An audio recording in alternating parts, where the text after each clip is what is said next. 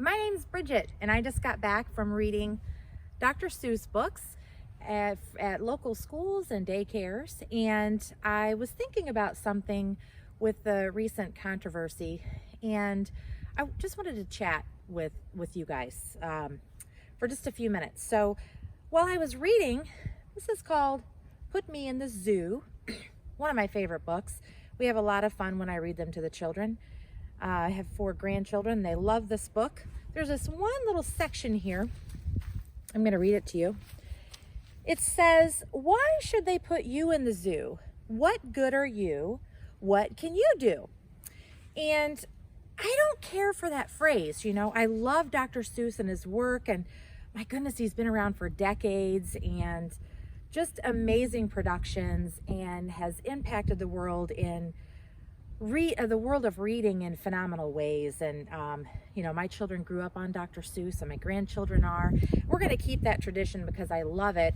Dr. Seuss was from a different era. There was many things that we didn't know at that time, and so there's a lot of things that we've learned over the years. And so while I was reading this book today, I just tweaked it a little bit. So not that I want to change his work or anything, but I don't really want to ask children, what good are you? What can you do?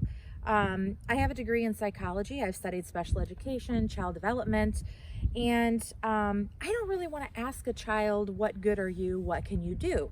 I think that can put images in their head and associate their value and worth with what they can actually do. And as a life coach, I work with individuals all the time who associate their worth and value with what they actually do, how they perform in the roles that they assume.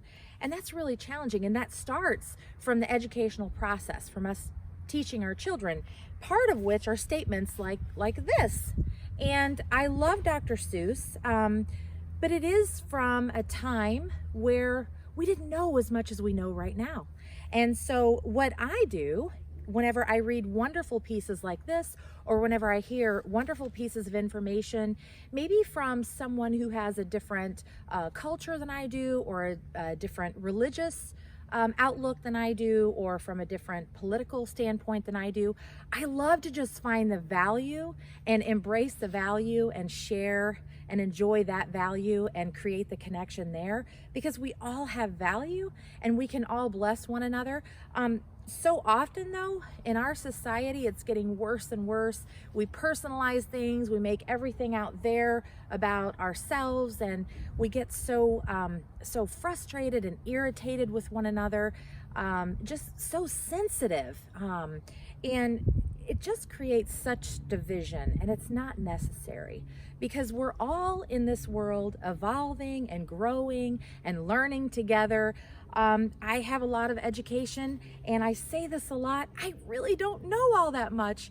I'm getting ready to publish a book and an educational program called The BS of Better, and Other Limiting Language, and that's basically about overcoming the pressures that we feel in our society because of this overwhelming sense, this need for self-improvement. And so I have a beautiful opportunity to embrace people where they are and connect with people where they are and reduce their pressures, not with accusations, not by pointing out faults and disagreements, and not by personalizing other people's life. What other people do is not really my business. I live my life in a manner that I feel today will promote instead of limit my present world and the world to come, if you will. So that's what I do. I don't know what other people do. People do it a lot differently than me. That doesn't mean that I can't connect with them. That doesn't mean that we can't continue growing with one another, because for some reason, I think that we forget that when we graduate high school and we graduate college, I think we forget that we're going to continue learning. So there's never a point in our life, whether we're 50, which I'm in my 50s, whether we're 50, 60, 70, 80, 90, we're going to continue learning and evolving. And the knowledge that we have today impacts the decisions that we make today. The knowledge that we will have 10 years from now will impact in a different way. We'll present that in a different way. We'll have different viewpoints and different seasons in life.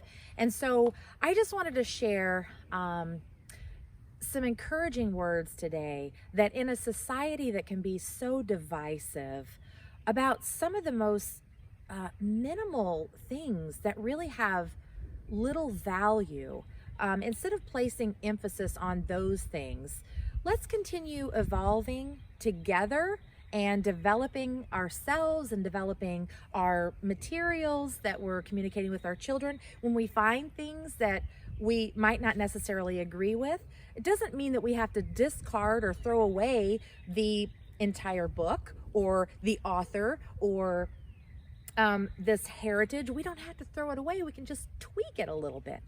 So anyway, cheers to all of those who are excited about breaking the great divide, coming together, enjoying life together, finding the beauty in one another, and continuing to tweak our own individuals' lives, not one another's. Kudos to all of those who are on board and doing that, and I think most of us are. So shout out to all of you guys today who are just loving and sharing love and growing on this great journey of knowledge as we continue to evolve our individual selves to create an even more beautiful place. So happy Dr. Seuss birthday week. I hope you guys are enjoying the sunshine here in Missouri. It's beautiful, and we were kind of snowed in for a couple weeks, and now we're enjoying the sunshine. So I'm so glad to spend this time with you all today. Hope you all are having a great day. See you next time. Bye.